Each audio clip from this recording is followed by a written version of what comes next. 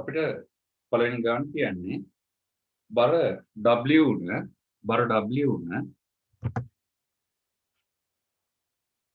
ඒකාකාර AB දණ්ඩක එහි B කෙළවරට තිරස් P බලයක් යොදා දණ්ඩ තිරසට අංශක 60ක කෝණයකින් ආනතව ඒ කෙළවරෙන් අචල ලක්ෂයකට අසව් කර සමතුලිතතාවයේ තියෙනවා. AB දණ්ඩක් තියෙනවා. මේ AB දණ්ඩ එයාලා අපිට කියනවා තිරසත් එක්ක හදනවලු අංශක 60ක කෝණයක. තිරසත් එක්ක අංශක 60ක කෝණයක් හදනවලු. P බලයක් යොදලාලු මේක සමතුලිතතාවයේ තියෙන්නේ B කෙළවරට අනෙක් කෙළවර අසව් කරලා තියෙන්නේ. A කෙළවර අසව් කරලා. මෙතන A කියලා ගමු. එතකොට මේ A කෙළවර අසව් කරලා. මේක A. A කෙළවර අසව් කරලා තියෙනවා. A කෙළවර අසව් කරලා තියෙනවා. B කෙළවරට. මෙතන B. B කෙළවරට තිරස් බලයක් යොදලා තියෙනවා. මේක ඒකාකාර දණ්ඩක්. ඒකාකාර දණ්ඩක් නම් හරිමෙදින් බර ක්‍රියා කරනවා. මේක ඒකාකාර දණ්ඩක්. මේක හරිමෙදින් ගුරුත්ව කේන්ද්‍රය තියෙනවා. එහෙනම් තිරස්ව බලයට මේ දණ්ඩේ බර W ක්‍රියා කරනවා.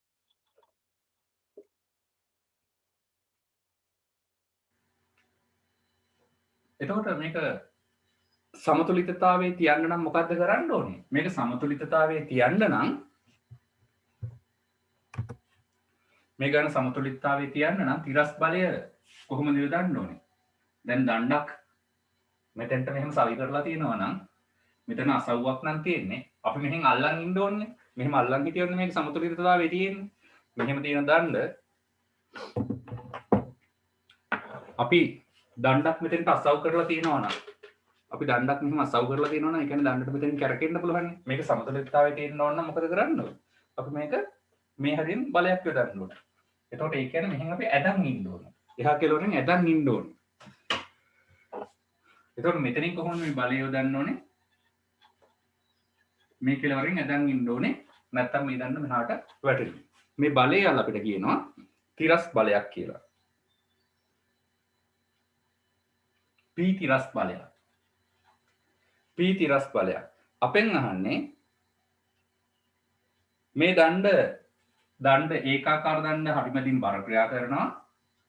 P වලින් මේ B වලින් P තිරස් බලයක් යොදලා මේක සමතුලිතතාවයේ තියෙනවා. ඒහිදී දණ්ඩ මත අසව්ව මගින් ඇති කරන ප්‍රතික්‍රියාව. අපෙන් අහන්නේ අසව්ව මගින් ඇති කරන ප්‍රතික්‍රියාව. අසව්ව මගින් ඇති කරන ප්‍රතික්‍රියාව. හොඳයි. එහෙමනම් මොකක්ද අපේ පොයින්ට් එක? බල තුනක් යටතේ වස්තුවක් සමතුලිත නම් මුලින්ම අඳින්න ඕනේ හොඳටම දන්න බල දෙක. ඔන්න දන්න බල දෙක ඇඳ. මේ දන්න බල දෙක මේ ලක්ෂ්‍යදී ඡේදනය වෙනවා. මේ දන්න බල දෙක මේ ලක්ෂ්‍යදී ඡේදනය වෙනවා. P බලය දික් කරා මේ P ගේ ක්‍රියා රේඛාව, මේ W ගේ ක්‍රියා රේඛාව, මේ බල දෙක ඡේදනය වෙන්නේ මේ ලක්ෂ්‍යදී. ඒ ලක්ෂයෙන් එන ප්‍රතික්‍රියාව මොකද වෙන්න ඕන? ඒ ලක්ෂයෙන් එන ප්‍රතික්‍රියාව අනිවාර්යයෙන්ම මෙන්න මේ ලක්ෂ්‍යය හරහා ගමන් කළ යුතුයමයි. එතකොට එයාගව මේ සමතුලිතතාවය තියෙන්න නම් කොයි අතර තියෙන්න ඕනේ? මේ දික් කරපු රේඛාව මේ අතර තියෙන්න ඕනේ. ඒක අපි R කියලා ගමු. එතකොට ඒක කොහොමද දෙන්න ඕනේ? ඒක එන්න ඕනේ මේ දෙන්න මේ රේඛා දෙක දික් කරන්න. W ගේ රේඛාවයි P ගේ රේඛාවයි දික් කරන්න. මේ දික් කරන ලද බල දෙක ඡේදනය වෙන තැන තියෙනවා. වස්තුවක් බල තුනක් යටතේ සමතුලිත නම් ඒ බල තුන ඒක ලක්ෂ්‍ය වෙන්න ඕනේ. එහෙනම් මේ ඒ අසව්යෙන් වෙන ප්‍රතික්‍රියාව මේ ලක්ෂ්‍යය හරහා යා යුතුයි. මේ ලක්ෂ්‍යය හරහා යා යුතුයි. අපි මෙතන කෝණය θීටා කියලා අරගමු. මෙතන කෝණය θීටා කියලා අරගමු. මෙතන කෝණය θීටා කියලා අරගමු.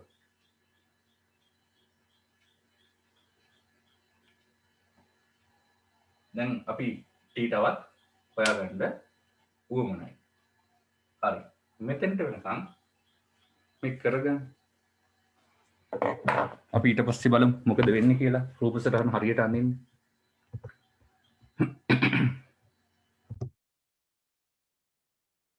හොඳයි. අපි බලමු මේක කොහොමද හොයන්නේ කියලා. මෙතන θ නම් මෙයා මෙන්න මේ r මෙතන හදන්නේ θ නේ. අපි කලින් විභේදන ගණන් හැදුවේ නෑ නේද? අපි මේක විභේදනයෙන් ඉවරයක් කරලා දාමු.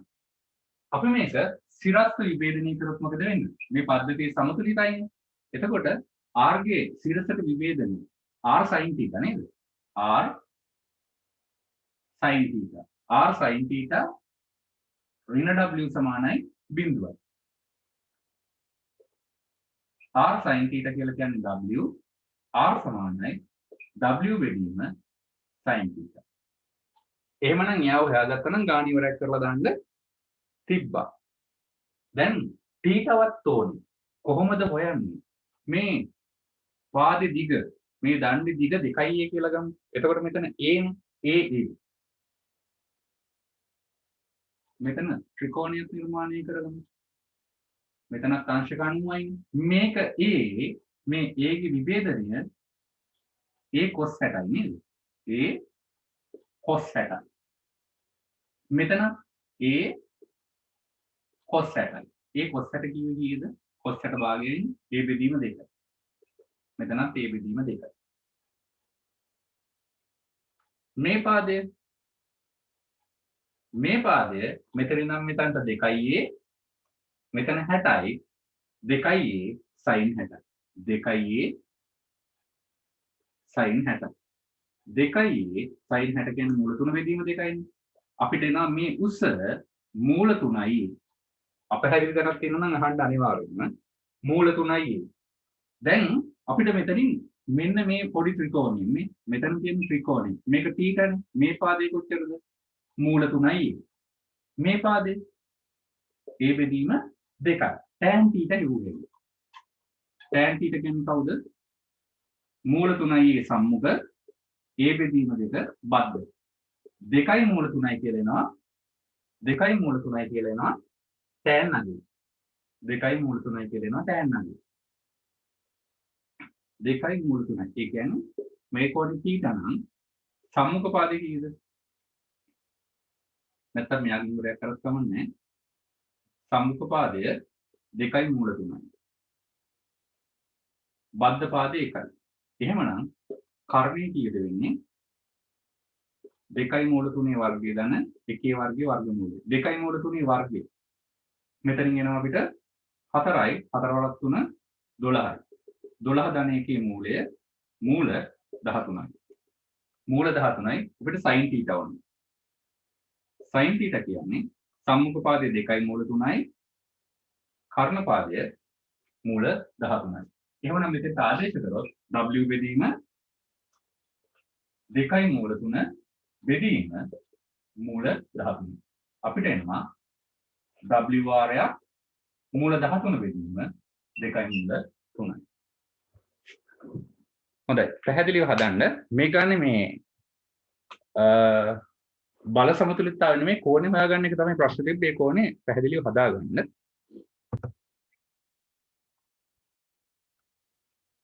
ටියුට් එකේ දෙවෙනි ප්‍රශ්නේ තියෙන්නේ බර W වන ACB ඒකාකාර දණ්ඩක් ACB ඒකාකාර දණ්ඩක්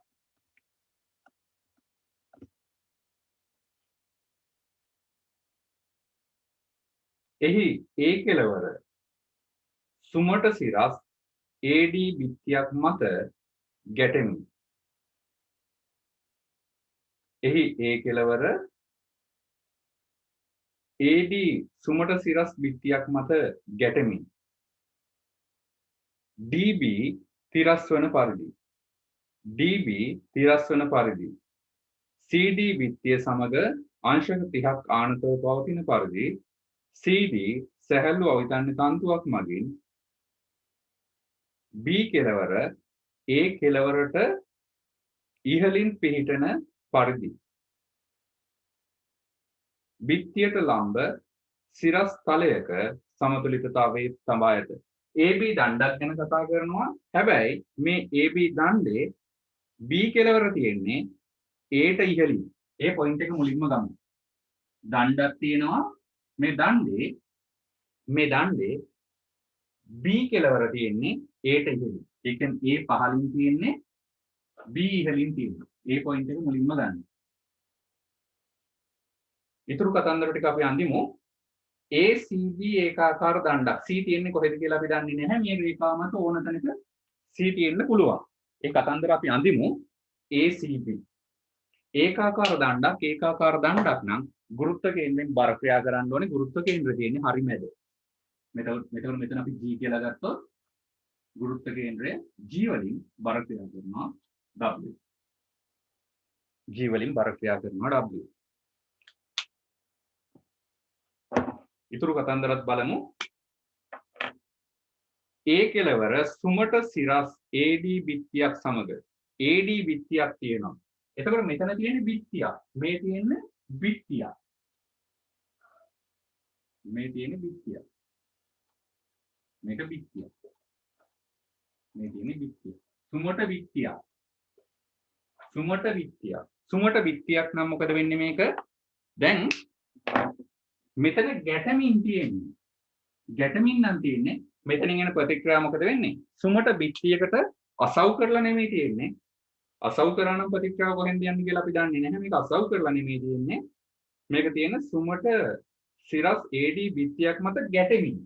මේක ගැටෙමින්. ඒ කියන්නේ නාදයක්ක් මත තියෙනවා වගේ. මෙයා නාදිකක් ප්‍රතික්‍රියා කරනවා. මෙයා දණ්ඩ වගේ. නම් මෙතන දණ්ඩට ලම්බකයි වගේ මෙතනින් බිත්තියට ලම්බකව ප්‍රතික්‍රියාව වෙනවා. එතකොට බිත්තිය සිරස් ඒක නිසා සිරස් බලයක් එන්නේ. එයාව අපි R කියලා ගමු. මම මේ W දික් කරන්න. දික් කරිනකත් කමන්නේ. W දික් කරන්න. එතකොට මේ දණ්ඩ මත තියෙන බල දෙකක ඡේදන ලක්ෂ්‍ය අපි දන්නවා. මෙන්න මෙතනින් මේ දෙන්න ඡේදනය වෙනවා. දණ්ඩ මත තියෙන ඉතිරි බලය කවුරු වුණත් මේ පද්ධතිය සමතුලිතයි නම් මේ ලක්ෂ්‍ය හරහා යා යුතුමයි. ඒක තමයි මේ පාඩමේ තියෙන ප්‍රධානතම පොයින්ට් එක. බල තුනක් යට සමතුලිතයි නම් බල තුන ඒක ලක්ෂ්‍ය විය යුතුයි. මේ බල දෙකේ ඡේදන ලක්ෂ්‍ය මෙතනින් හම්බ වෙනවා. ඉතිරි බලය මේ ලක්ෂ්‍ය හරහා යා යුතුමයි. ඊතුරු කතන්දර ටිකක් බලමු.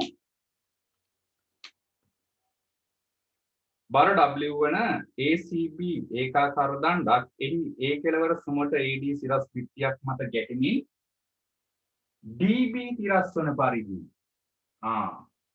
මොකද වෙන්නේ? DB තිරස්ලු AD බිත්තිය කියලා කියනවා BD තිරස්. එහෙනම් D ලක්ෂ්‍ය තියෙන්න ඕනේ අනිවාර්යයෙන්ම මෙන්න මෙතන. මේ තියෙන D ලක්ෂ්‍ය. D ලක්ෂ්‍ය අඳුර ගන්න D ලක්ෂ්‍ය තියෙන තැන. හොඳට වචන කියවල ඉවරලා ගන්න. DB තිරස් වන පරිදි CD බිත්තිය සමග AD බිත්තියක් මත ගැටෙමින් DB තිරස් වන පරිදි සහ CD බිත්තිය සමග අංශක 30ක කෝණයක් ආනතව පවතින පරිදි CD සැහැල්ලු අවිතන්නේ තන්තුවක් මගින්. එතකොට මේ දන්නේ ඉතිරි බලය කවුද? තන්තුවක්. ඒ තන්තුව කවුද? DC. DC තන්තුවක් එයාගේ ආනතිය එයාලා අපිට කියනවා සිරසට අංශක 30ක ආනතියක්. බිත්තිය සමග අංශක 30ක ආනතියක්.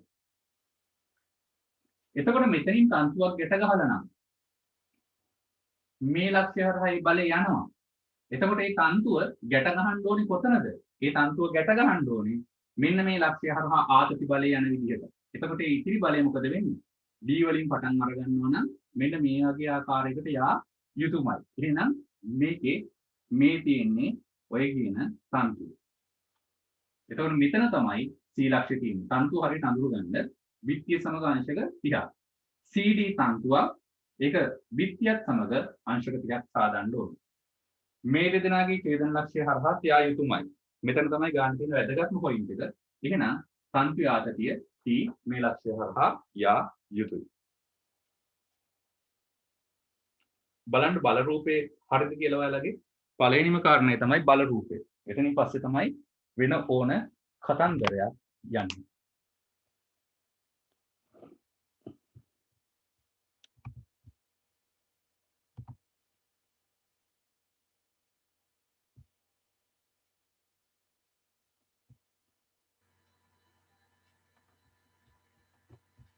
බල රූපය හරිද කියලා බලන්න.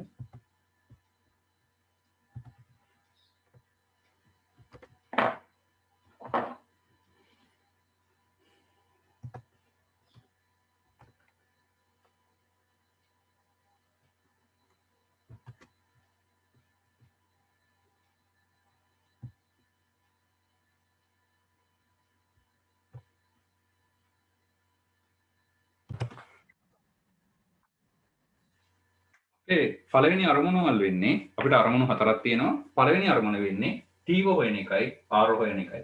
මෙතනත් බලන්න WR දෙන්න එකිනෙකට ලම්බකයි. එතකොට විභේදන වලදී ගොඩාරියක් පහසුයි මෙහෙම ලම්බක බල තියෙනවනම්. එතකොට මේ තියෙන බල තුන. අපි මේක සිරස් විභේදනය කරොත් මොකක්ද වෙන්නේ? සිරස් විභේදනය කරොත් වෙනවා මෙතන 30යි නම් මෙතනත් අපි ලම්බකයක් ගිහුවොත් මෙතන 30යිනේ. T cos 30.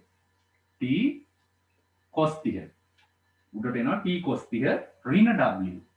ඍණ W සමානයි බිඳුවයි T මූලතුන බෙදීම 2 කියන්නේ W. එහෙනම් T කියන්නේ 2යි W බෙදීම මූලතුනයි සරල වෙනවා. තිරස් විභේදනය කරමු. තිරස් විභේදනය කරොත් එනවා R ඍණ T sin 30යි නේද? T ගේ විභේදනය T sin 30යි. T sin 30 සමානයි බිඳුවයි. R කියලා කියන්නේ එහෙනම් අපිට එනවා T sin 30යි කියලා. T කියලා කිව්වේ 2යි W බෙදීම මූල 3යි sin 30 භාගයයි. අපිට එනවා W බෙදීම මූල 3යි. අපේ අරමුණු හතරෙන් අරමුණු දෙකක් අපි ඉවර කරා. ආතතිය හෙව්වා ප්‍රතික්‍රියාව හෙව්වා. අසවි ප්‍රතික්‍රියාවත් හොයලා ඉවරයි. තන්තුවේ ආතතියත් හොයලා ඉවරයි. හොඳයි. ඒ දෙක සටහන් කරගන්න. ඊළඟ අරමුණ මොකද්ද? ඊළඟ අරමුණ තමයි අපේ මේ දණ්ඩේ ආනතිය ඇහුවා. දණ්ඩේ ආනතිය. දණ්ඩේ ආනතිය තීටා කියලා කියමු. මේ දණ්ඩේ දිග 2යි a කියලා ගමු. මේ දණ්ඩේ දිග 2යි a නම් මේ කැලලත් a මේ කොටසත් තියෙන්නේ. දැන් මෙතන ආනතිය අහනවා. මෙතන ආනතිය ගන්න ලේසිම ක්‍රමය මොකද්ද? මේකේ ආනතිය ගන්න ලේසිම ක්‍රමය තමයි මෙන්න මේ ලක්ෂ්‍ය ගානෙන් අයින් කිරීම. අපිට පුළුවන් D වටා දණ්ඩේ තියෙන බලවලට ගූර්ණයක් ගන්න. AB ට D වටා ගූර්ණයක් ගමු. අපි ගමු ඔරලෝසුවේ කටු කැරකෙන පැත්තට.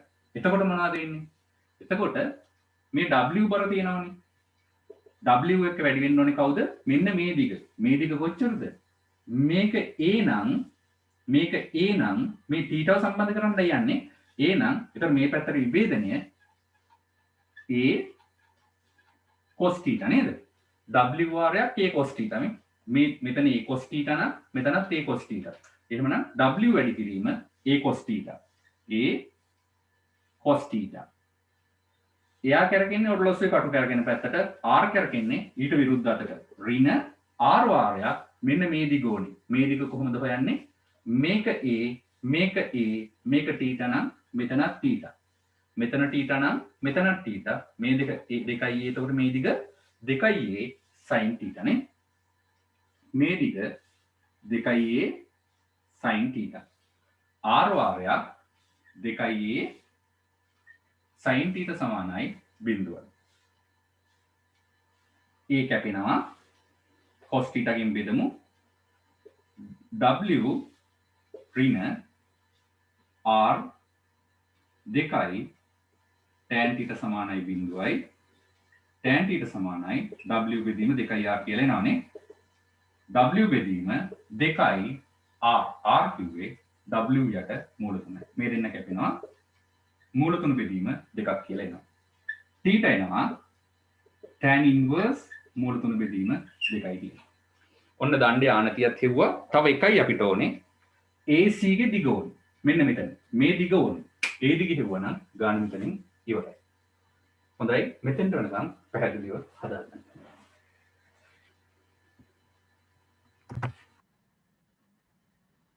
අපි මේ ගානේ දැන් tan θ හෙව්වා. θ දන්නවා. tan θ කියන්නේ මූල 3 බෙදීම 2යි. T A කියන්නේ අපි අතින් දාගත්ත தත්ත්වයක් 2යි A කියලා කියන්නේ AB නේ 2යි. ඒ නෙමෙයි 2යි. මෙතන නම් මෙතෙන්ට දිග 2යි. AB පාදයෙන් කොපමණක්ද කියලා AC හොයලා දුන්නා නම් ඉවරයි. අපේ අරමුණ AC සෙවීම. AC සෙවීම. AC ව සිම්පල් AS වලින් හෙවුවනම් අපිට ඒත් එක්ක ගන්න පුළුවන් කමක් තියෙනවා. අපි මෙතන කෝණ දිහා බලමු. මෙතන කෝණ දිහා බැලුවොත් මම මෙන්න මේ ත්‍රිකෝණය ගන්නවා. ජ්‍යාමිතික සම්බන්ධතාවයන්නේ දැන් ඉල්ලන්නේ. මෙතනින් අංශක 30ක් හදන්න ඕනේ. ඊට පස්සේ මේ විදිහේ රූපයක් තියෙනවා. මේක θ. ඒක θ නම් මෙතන 90 වෙන θ. මේ එන්නේ A කෙලවර. මෙතන C, මෙතන D. මේ ත්‍රිකෝණය ගත්තා. මෙතන 30යි. මෙන්න මේ දිග කොච්චරද? මේ දිග 2a sin θ කියලා හොයාගත්තා. අපි θ ව දන්නවා. θ යි කතන්දර වලට අපි පස්සේ යන්නේ. හොඳයි. දැන් අපිට ඕනේ කාවද? මේ පාදයයි මේ පාදයයි සම්බන්ධ කරන්න. sin ප්‍රමේය දාන්න ගමු. පාද දෙකකුයි කෝණ දෙකක අතර සම්බන්ධතාවය අපි අරගන්නේ sin ප්‍රමේය. කෝණ තුනම අපිට හොයාගන්න පුළුවන් කමක් තියෙනවා. අපිට ඕනේ මේ පාද දෙක සම්බන්ධ කරන්න. එතකොට අපිට එන්නේ sin ප්‍රමේය දැම්මොත් AC බෙදීම අපි දානවා ACD ත්‍රිකෝණයට sin ප්‍රමේය. පාද දෙකයි කෝණ දෙකයි සම්බන්ධ කරන්න යන්නේ. AC පාදයේ බෙදීම එයාගේ සම්මුඛ පාදයේ sin අගය sin 30යි. AC බෙදීම sin 30යි. මෙයාවනේ අපි දන්නේ, අපි මෙයාව දන්නේ නැහැ. BCD එක දන්නේ නැහැ. ඒක නිසා මෙයාව සම්බන්ධ කරලා බෑ. මෙයාවයි අපිට සම්බන්ධ කරන්න ඕනේ. AC බෙදීම sin 30, අනිත් එක්කෙන AD. AD බෙදීම sin, මෙතන කෝණය අවශ්‍යයි. මෙතන කෝණය අවශ්‍යයි. එතන කෝණය අපිට කොහොමද ගන්න පුළුවන්? මෙතන කෝණය අපිට ගන්න පුළුවන් මේ කෝණ තුනේම එකතුව අංශක 180යි. එතකොට දැන් මෙතන කෝණ දෙකක අගයන් ඇවිල්ලා තියෙනවා 120යි. කෝණ තුනේ එකතුව අංශක 180ක් වෙන්න නම් තව 60ක් ඕනේ නේද? 120යි. එතකොට 180 එනවා. මේ θ කැපෙන්න ඕනේ. ධන θ. 60 ධන θ. කෝණ තුනේම එකතුව අංශක 180ක් වෙන විදිහට මෙයාව ලියාගන්න. අගයන් ගත්තොත් 120යි. 180 වෙන්න නම් තව 60ක් ඕනේ. θ වයින් එන්න ඕනේ. එහෙනම් ධන θ එන්න ඕනේ. අපිට එතකොට එනවා මෙතනින් 60 ධන θ. AC කවුද මේ